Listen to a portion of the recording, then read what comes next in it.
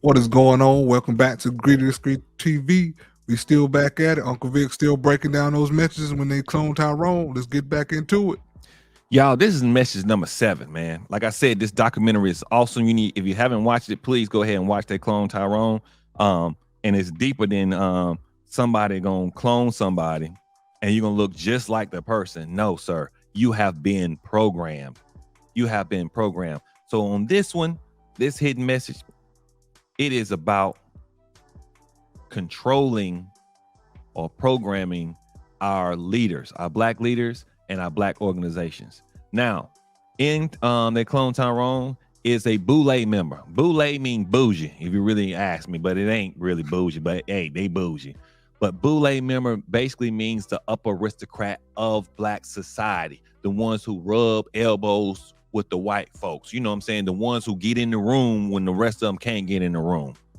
Those are what we consider Boule. Now, if you want to take it way back, they was called house Negroes, but it's deeper than that because these black people got money. So this brother right here, you know what I'm saying? He was sort of like the carver of the peanut, but with people. So he's the one who actually was cloning all the Tyrones out of himself. He was the person that they was cloning. Now, he said what he wanted to do was he wanted to make us assimilate to society. He wanted us to turn from black to white, kind of like Michael Jackson. See what I'm saying? That's what he was trying to do. Now, if you understand that history of trying to get people, or should I say black people, to assimilate to American society, you have to understand that it all started with the NAACP. If you don't know about NAACP, ladies and gentlemen, the NAACP founder members were white people. And the token people like W.E.B. Du Bois, he was token. He had no money involved in starting the NAACP. He was just what is considered a front man. Now you gotta understand something. People like Jay-Z, people like Pete Diddy, they're front men to most of these businesses they supposed to have. Did you know that? You should know it, because I'm gonna tell you right now, Jay-Z did not have the Brooklyn Nets. He was 1% of the Brooklyn Nets, but they needed him. Why? Because they wanted to take all the Brooklyn and gentrify it. And they know they couldn't do it with a white man coming in and knocking down a whole bunch of buildings where black people need to find places to live. But you could if you thought it was a black man that owned the Nets and he was the face for it.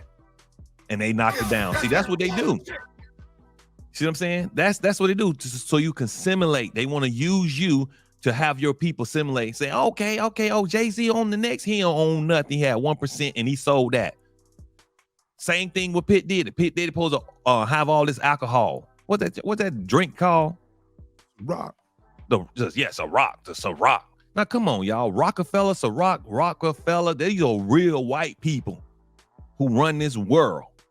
He got Ciroc. He don't even own the doggone thing. Don't own no distilleries or nothing. Now he trying to sue them because they want him gone. They don't need you no more. Negroes, we addicted to it now. We don't need you. That's what they saying. Get them out of here. Get them out of here. So that's what they did with the NAACP. They controlled it with these white faces and put a black face on it. Now, y'all got to understand something about our great old founding father, W.E. Du Bois. He was for the assimilation. Medgar Evers wasn't, not Medgar Evers, but Marcus Garvey was like, hell no, we need to go back to Africa. They got rid of Marcus Garvey. W.E. Du Bois, guess what he wound up doing in the end? His ass went to Africa, y'all. Ain't that something? After all that talk he was talking about, he wound up living his last days in Africa. Now, as you can see in the background right here, you can see where it goes from dark skin to the white man in this test tube. That's what they want us to be. Now, you got to understand, we got a lot of chocolate covered white people out here. We got a lot of, I'm going to say it again, we got a lot of chocolate covered white people, meaning that they're black on the outside, but when you open up into the creamy inside of them, they really acting like white folks. And that's what it's saying. That's what is deeper than that. You think you gonna get them, you ain't gonna get no black person turn white, but you can make us act like it. Here are your gatekeepers, ladies and gentlemen. They use organizations like the Divine Nine. Anybody know about the Qs? Anybody know about the Alphas? Anybody know about the Kappas? You know what I'm saying? What you do is you put these organizations in what historically black university, notice historically black universities, and you're going to get all the cream of the crop, all of them, all of the ones who want to pledge Delta, all the ones who want to pledge Alpha, you're going to get them all. And then you're going to say, hey, y'all are our leaders.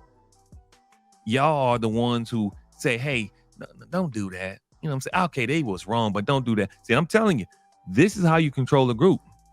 You get all the best one, you put them, and then you got another layer, the Boule. Please look this up, black folks. The Boule is on top of them. Gatekeepers. People ain't trying to hear Reverend Al Sharpton. He ain't going to the hood no more. We ain't trying to hear that no more, Reverend. Jesse Jackson, you don't come to the hood no more. We ain't trying to hear that. You know, keep hope alive. Don't sell me hope no more. That's like drugs. Don't sell that no more. I won't get back. I want the damn Alabama brawl, dog. You know what I'm saying? If it's right, I'm good. If it's wrong, I won't get back. Either you get them back or, you know what I'm saying? Hey, fam, I ain't telling nobody you can go out and do no violence, but I'm just saying. You know what I'm saying? Malcolm X said it best. You know what I'm saying? By any means necessary. Use wisdom, fam. Use wisdom, but understand they are using Cobra Ops to control us, and this is one way, doing it through the gatekeepers. They're not in the White House asking for anything other than for themselves, fam. So the message is, you think somebody who is worth millions and millions of dollars that's black gonna jeopardize that money to free any of us Negroes in the hood? You got another thing coming. And understand something. At the end of the day, they'll put a black face on it, but underneath it all, it is controlled by a white face. Don't believe in all these Black Lives Matters junk. That junk's control, homeboy. George Soros, look him up. Control Black Lives Matter. Look it up. It was a lesbian, gay, really orchestrated coup was going on. It really wasn't about the true men who started it in Ferguson, who actually wind up getting killed. I'm not lying though, but hey man, that was a hidden message in there. That guy who was a scientist was Boule, and he wanted to control, and he wanted us to lay it all down and be eradicated. That's basically what was happening. They were trying to figure out how, you know how all those times they talk about that they'll get a black person, next thing you know, he'll wake up and he ain't got no kidneys, that type of stuff, taking organs. That's stuff I'm saying. He's that dude trying to figure out how to make us from black to white. That's a great message, man. This documentary is great, man. If you hadn't seen Who Cloned Tyrone, you need to go watch that documentary today. All right. Netflix, homeboy. If you don't think I'm right, put it in the comments.